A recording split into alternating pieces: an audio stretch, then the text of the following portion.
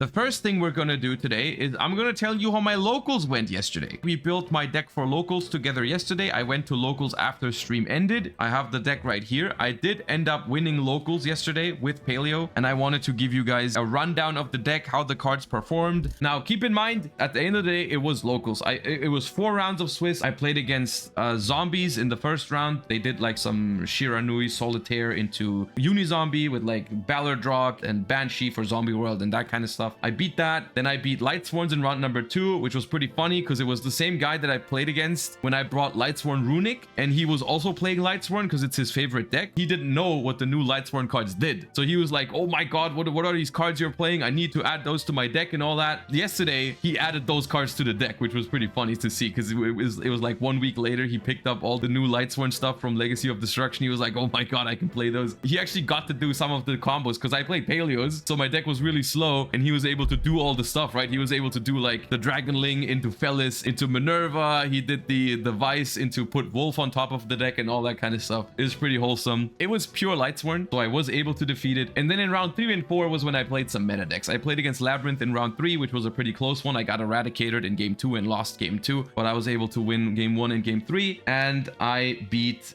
Voiceless Voice in round 3, where I may or may not have used the Witch's Strike from my side deck to win the last game of the locals, which was pretty fun. This is basically a follow-up version of the one that I brought to regionals. I want to give a shout out to Twitch chat and a shout out to also Yuri. This is a very fun experiment or fun endeavor for me. I love this deck. I think it's super fun. I don't think it's super competitive, but it's like good enough to get some wins and all that. Like it's fine. I'm just playing it because I really enjoy it, and it seems like that is really something that people like, and people have jumped on the train and played the deck as well and innovated, and people have been suggesting cards for me on stream. Yuri has contributed with a nice tech in the deck as well that he's been topping regionals with. Yeah, I just wanted to show the updated version on my channel because I haven't shown it since I brought it to the regional with the last ban list. This was a little experimental because it was just for locals. We built it on stream together, and I wanted to try out some stuff that chat suggested. So I'll just go through and tell you how the individual cards and changes that I made affected the deck and how I liked it in the small sample size that locals was. It still plays 3 Backjack, not much to say about. This is one of my all-time favorite cards and probably one of the best cards in this deck because it lets you manipulate the kind of traps you have. Fiend Griefing is a very strong card, but yeah, not too much to say about that. And here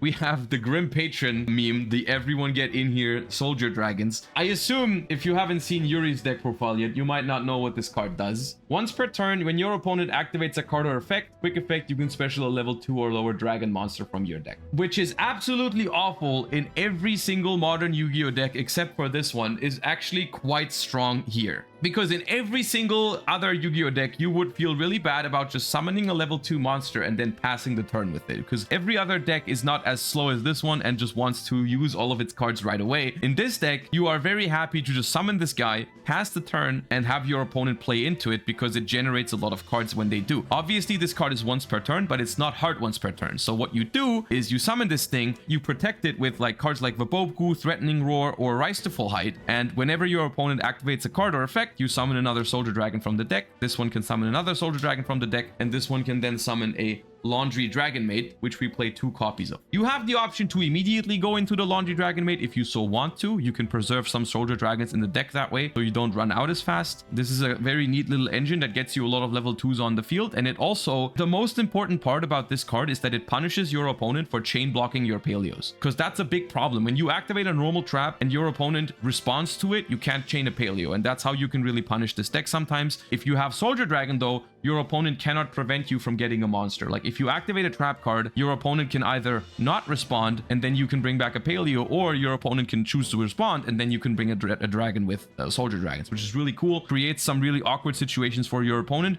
and was also how I was able to beat Labyrinth in game 1 going second, because my opponent sets up with like Labyrinth traps and all that, and my first action is summon soldier dragons, and then I set 4 or 5 and pass, right? And if they want to go ahead and use their welcome Labyrinths and all that and pop my back row and everything, they have to go through multiple activations, multiple chain links, and it's like, okay, well, if you do all of that, I'll just go soldier dragon, soldier dragon, soldier dragon, laundry, and just have a lot of bodies that I just have to like protect for 1 turn, and then I can convert them into my Paleo Exceeds, right? Really nice. And Laundry Dragon Maid is a really good card for this deck. Unironically, it's a level 2 water. On summon, it just mills 3 from the deck, which is unironically really, really nice. I actually did enjoy drawing Laundry Dragon Maid a decent amount of the time because it just sets up the graveyard with some Paleos and gets you going. And then obviously it's a really good target for Soldier Dragon. And that's the monster lineup. For the spells, this is where I changed a lot. I took out Morganite simply because I wanted to try and see if I could make the deck work without it, because Morganite is a really good card if you get to stall out the game. However, the problem is that going down a card early can sometimes be very detrimental. Sometimes you really need all the cards to even stabilize. While I did like it a lot, I think it was worth trying without it. And I honestly felt like there might be other ways to make sure you can keep hand advantage or card advantage over the long term that might be better than Morganite, but I'll have to experiment more with that. I still play Trap Tantalizing Tune. This is a card that I have a very love-hate relationship with in this deck because it is really, really crucial to put trap cards into the graveyard. It really helps if you can start the game with a Paleo in the grave or a rollback or some other traps you want in the graveyard, right? It's like basically this card 1 to draw 2. If it resolves, it's really, really nice. The problem with this card is obviously Ash Blossom. If Ash Blossom hits this, you are down 2 cards in hand. That's very, very painful, but I felt like it was necessary to take the risk. I'm not completely opposed to cutting this card at some point if we can find other ways to consistently set up the graveyard. I did also take out Desires. Similar to Morganite, it's a card that I'm not sure if it's necessary, but getting the early boost in card advantage is nice. I was a little scared of banishing too many of my Soldier Dragons, so I couldn't do the whole floating, and banishing some of my traps, then I couldn't like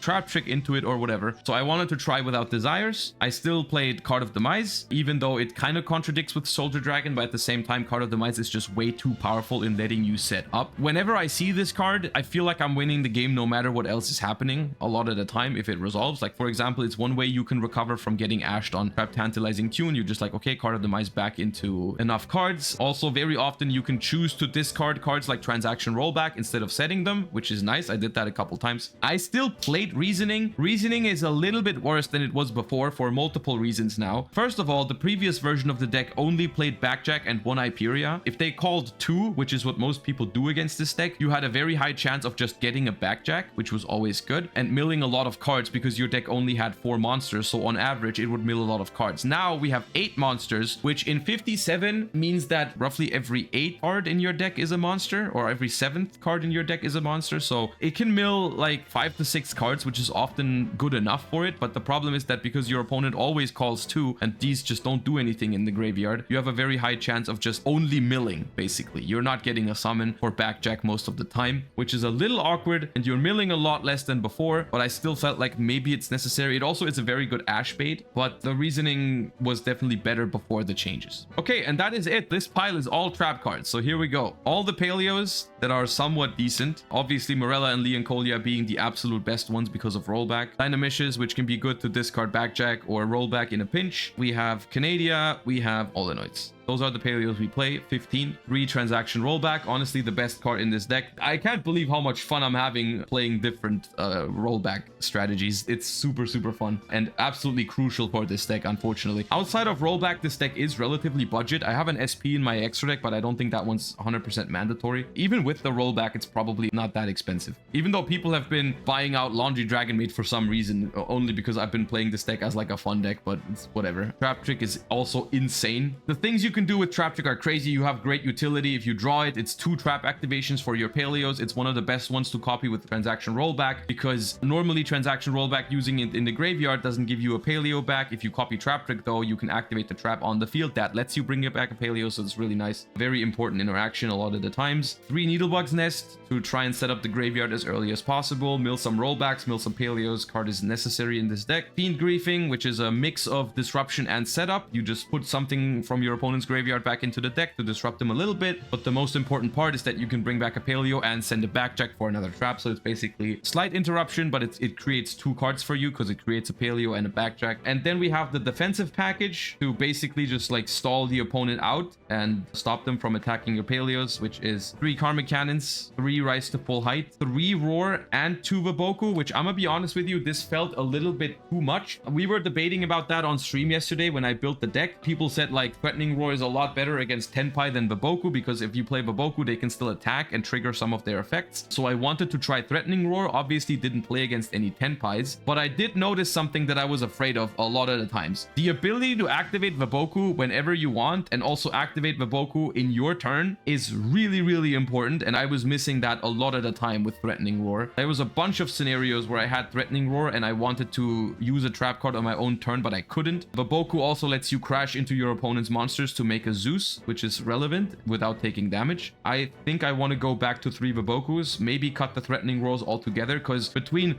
Rise, Roar, and Baboku, it felt a little bit too much. You want to have one of these at most times. You don't really want to have multiples, because then they become really redundant. Okay, and now for some of the spicy changes that I made. Because we don't play Desires and Morganite anymore, we do need some draw power. I tried something that we've been playing in Master Duel for a decent amount of time, and that is Balance of Judgment. Balance of Judgment is a very old card that people used to play in Chainburn back in the day, and it reads the following. If your opponent controls more cards than the combined number of cards in your hand and you control, draw cards equal to their surplus. You can only activate 1 balance per turn. So the way this works is you look at how many cards your opponent has on the field, you compare that to how many cards you have in total, and you draw equal to the difference, right? So what you do with this card, what the plan is basically, is you invest a lot of cards early on that make you go down in card advantage. And obviously, because you don't play crazy card advantage cards like Snake Eye Ash or whatever that create a bunch of cards out of nowhere, very, very often you're gonna go down in cards very early. It's basically you're paying up front for a good graveyard setup. So what you do is you just let your opponent cook. You just go like Baboku or Threatening Roar or Karmic Cannon, which also preserves a lot of cards on their field. And then at some point you just go Balance or Transaction Rollback Copy Balance, which is also really nice because if you activate this, it counts itself as a card you control. If you copy it with Rollback, it does. This was how I beat Labyrinth, because instead of having Morganite, which gives you like continuous draw over multiple turns, if you set this up right, I drew like 5 cards against Lab with this, because I just let him play, let him set up, generate their card advantage, whatever, draw a bunch of cards, and then stabilize from there. It's not as consistent as a Morganite. I think it lets you win games that you would normally have no business winning. And then I tried Hope for Escape. I guess that's another one I have to show. Dude, these are some OG Chainburn cards that I've whipped out for this. Only activate this if your opponent's life points are at least 1,000 higher than yours. Pay 1,000 life points. Draw a card for every 2,000 points in difference between your opponent's life points and yours. So the way this works, if you transaction roll back for the first time, you go down to 4,000, and then this card draws you 2 cards. If you transaction roll back for the second time, you go down to 2,000, and this draws you 3 cards. So as long as this is in the graveyard, you can keep roll backing it. At some point, you will draw 3 cards every time once you have rollback set up, and you can like keep putting rollback back with Leoncolia and all that kind of stuff. It's a more consistent way to draw more cards than Balance of Judgment. Between the two of them, you have like this one that can save you in like a really precarious situation. You can draw a lot of cards at once, and this one is more like for consistent, reliable card draw. 2 to 3 cards every time you activate rollback. I like this combination, and it really made me feel like I wasn't missing out on the Desires or the Morganite all that much, because if you set these cards up right, you can maintain solid card draw every turn. And then we have 2 really fun additions, honestly. I played one Tidying, which I really like. You can banish this from the graveyard to bring Laundry back from the graveyard, and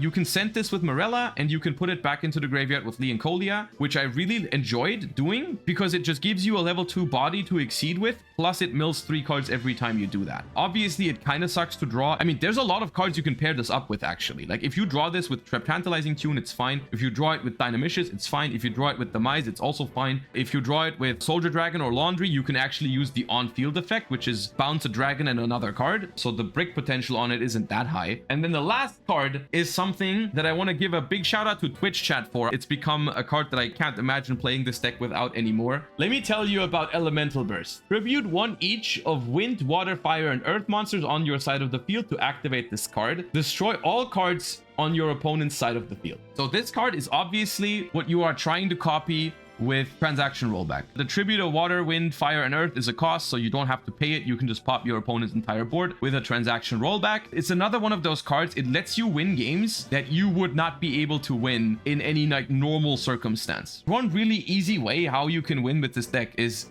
you can let your opponent cook. You use Vaboku, Threatening Roar, or Rise to Full Height, whatever. You let him play, you let him generate card advantage. You go Balance of Judgment to draw cards. After you draw with Balance, the thing is your opponent still has a lot of cards, right? So you have to get rid of them somehow. So what you can do is you can just Elemental Burst and pop everything. So obviously this card is something you can mill, but if you are missing it, if you mill a transaction rollback, you can just send this one with Morella, and so you have access to it very easily. And this is basically the long-term win condition, and it's honestly been super fun and super reliable. I don't know. I really love how something that I built out of just like, I miss Paleos, I want to play something that's fun. I've like brought it to regionals with a very first like brew that I made, and then people have taken the concept and innovated on it and suggested cards to me on stream. We've been testing it in Master Duel. We've been having a lot of fun with it, and it's just been improving, and more ideas have been coming up. I just love the progress that this deck has made, right? It's just very, very cool for me to see. This is the current iteration that I played. Yeah, I mean, it's just been very, very fun, if nothing else. Like, I don't know if this deck can ever really push into a competitive format again without any support or whatever, but it's definitely like super, super fun to play, and definitely good enough to like play at locals, maybe play at regionals. Like, it's fine. It's really, really cool that it's able to do that now because people have been working on it. I've been a big fan of that. The extra deck is not as many changes. I went down to 2 Opabinias because I realized it is kind of true. You don't need the third a lot of the times. 2 Animalacars though is absolutely mandatory. Honestly, the more I play this deck, the more I would say I think I would play the third Animalacars before I would play the second Opabinia, but don't have the room for that at the moment. Played 1 Toad, which still comes up a decent amount. One thing I really liked about Toad now is that now that we play Laundry, you actually have a way to get a monster back from the graveyard. Previously, what you would do with Toad when the deck didn't play any water monsters, you would just recycle Toad or other extra deck monsters, but now you have the option to take back a Laundry, which I did a couple times. You don't need more than 1 Toad though. It doesn't come up that often, and it's actually not a deal breaker for this deck. Like, I've been playing the deck in Master Duel without Toad, it does just fine, but obviously if you have the option to play it, you still do. 1 Gigantic, which is mainly used to make big Zeuses with like the Paleozoic link, which unironically in this deck, the Paleozoic link comes up a lot, which is really cool. 1 Downerd, 1 Typhon, and 2 Zeus. This deck absolutely needs 2 Zeus. You could even consider playing a third, but you don't have the room for that. Then there's 1 Anima to link off a Backjack if you draw it, which makes Backjack actually a pretty good draw overall. Like, if you go first, you make Anima. If you go second, you make Typhon, and just get to basically Pot of Duality your deck and get the best trap card out of it. It's pretty nice. Cambro Raster, which is really neat. One of the main uses for this card, because this can send your own cards to the graveyard. So if you ever draw something that you can't use and you really want in the graveyard, what you can do is you can summon a Cambro Raster, you send it, and you set a real trap, like a real Paleo. Like, basically, if you draw Elemental Burst, it sets it up because you send Elemental Burst, you set Morella, and Morella sends Rollback, and there you go. You have the setup, and you get Paleos back in the meantime. You can turn this into a big Gigantic. The big Gigantic can either turn into a nice 4 material Zeus, or you can use it to summon like Soldier Dragon from the deck and pass the turn on the Soldier Dragon. I played SP. I didn't make SP. If you want to try this deck on a more budget version, I don't think you can replace the rollbacks. I think you can replace the SP. I decided to play it because in theory, being able to go Gigantic into SP is pretty nice to play into boards. It's also really good with Rise to Full Height because you use Rise to Full Height on it, then you banish it, and then they can't attack anything. And then I played another package that Yuri played in his regional deck, and that's Coral Anemone and Zelantis. This is another way how this deck can easily clear any board. Once I found out about these, like Elemental Burst, I'm looking back and I'm like, how did I ever play this deck without these cards? So what you do, after you have Vabokud or Threatening Roar or Karmic Cannon your opponent's board,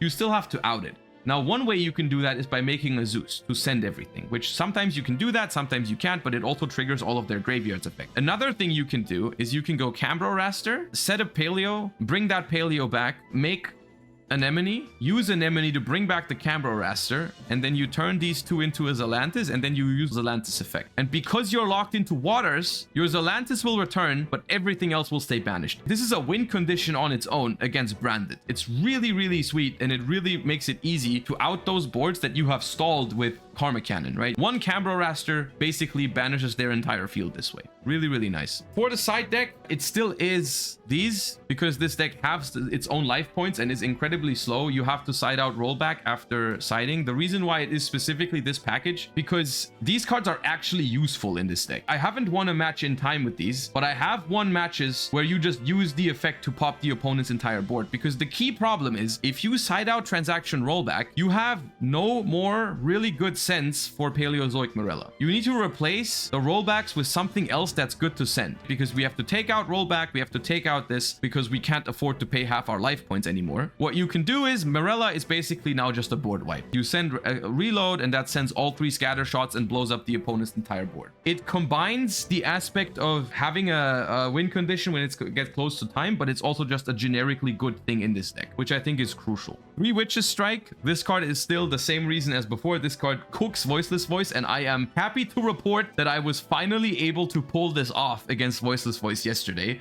In round 4, I beat Voiceless Voice 2-0. In game 2, they hit up Skull Guardian. I set 5 into it. I pass. I activate some trap that they negated. I activate Witch Strike. They lose their hand and field, and the game is over in literal 2 minutes. Very, very funny. Very good card against anything that makes Omni negates. Obviously, Baron is banned, so it's not like great against all the matchups anymore. But Voiceless Voice with its grind game and repeated negates is actually quite the hard matchup for this deck. It's worth it. And I want to clarify something about transaction rollback because people keep asking questions about it. Transaction rollback ignores the cost of a card, but it does not ignore the activation requirements, because people keep suggesting cards like Witch's Strike to me with transaction rollback and think you can copy it at any point. That is not true. You can copy Witch's Strike with transaction rollback, but only if the activation condition is met. So rollback ignores the cost of a card like on Elemental Burst, but it does not ignore the activation condition. Long story short, you can copy Witch Strike, but only if your opponent has just negated the activation of one of your cards. You can force your opponent into a super awkward position, because if you have rollback in the graveyard or Witch's Strike, they basically have to stop negating your stuff, because even if you don't have both of them, let's say you only have rollback in the grave and your opponent negates your activation. Let's say you go Chainlink 1 activated card, they go Chainlink 2 Skull Guardian, you go Chainlink 3 Morella. Morella sends Witch Strike, the chain resolves, your stuff gets negated,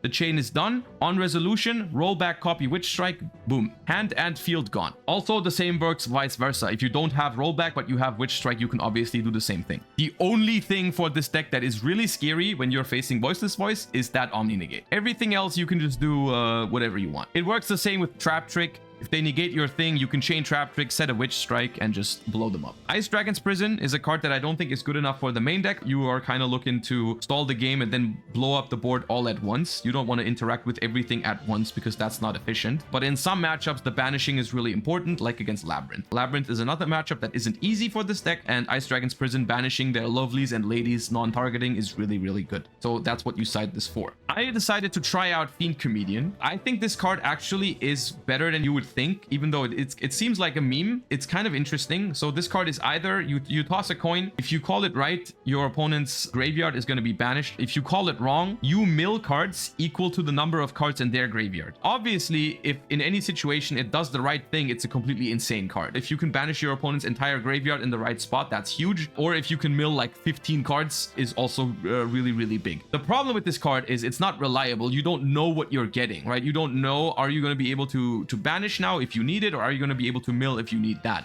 So I wanted to side deck this card because it's significantly better going second. You want your opponent to set up to have a big graveyard, and then this card is huge, right? If you go first, this card is really, really hard to resolve because you have to wait for your opponent to fill up the graveyard, which is not very reliable. And then let's say your opponent puts like 4 cards in the graveyard. It's like neither of the options are that impactful. But if you go second and your opponent pulls off like a full Snake Eye combo and has like the graveyard full of like Promethean and level 1 fires and Flamberge and all that, like 15 cards or whatever, then your Fiend Comedian is basically good either way. It either banishes all of their resources or it mills like 15 cards, which is crazy, right? So going second into some matchups that load up the graveyard, I think this card is really good, and you maybe could even play 3 to hard draw it going second in those matchups. But I didn't want to main deck it because if you draw it going first, it's way too slow. We have 2 D-Barrier. Branded is a tough matchup for this deck, and with D-Barrier, you can basically auto-win it from turn 1. If you can set up a D-Barrier early, you can keep copying it every single turn with rollback. It's really easy. They can never play the game. You basically win on the spot. The reason for a lot of 2-of trap cards is obviously the inclusion of Trap Trick in the main deck. It lets us access different traps very flexibly. And then the last one is still Different Dimension Ground. It basically does what this does, but against Snake Eye. That's the deck. I encourage you to try it out. I've been having a lot of fun with it. The thing I'm enjoying the most about this deck is just the progress of like people working together on a complete rogue tier 3, tier 4, whatever deck, and just suggesting more and more ideas to it. And the deck actually gets progressively just a little bit better. So let me know what you think. And I hope you enjoyed the little local report / deck profile. If you've been watching on YouTube, make sure to like, comment, and subscribe. All the good stuff. Let me know what you think in the comments down below about the deck. Thank you for watching, and I'll see you next time. Bye bye.